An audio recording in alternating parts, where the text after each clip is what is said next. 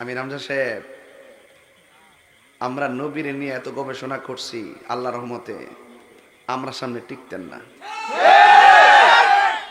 আমি তাই, আপনি চ্যালেঞ্জ গ্রহণ করেন আমার, আমি আপনার দেখাই দিব।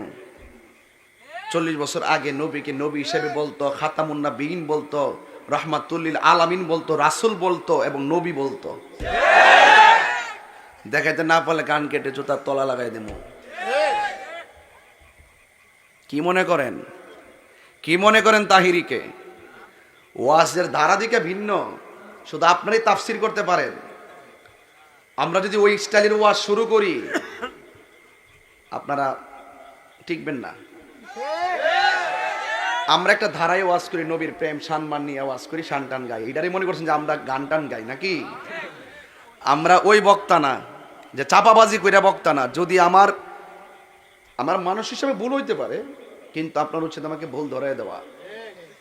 এখন যারা বক্তব্য দিতেছেন তারা স্টেজে উইটিকো আহমদুল্লাহ সাহেবের ভুল ধরতেছে তাহিরি, আমরা তো তাকে আলেমই মনে করি না।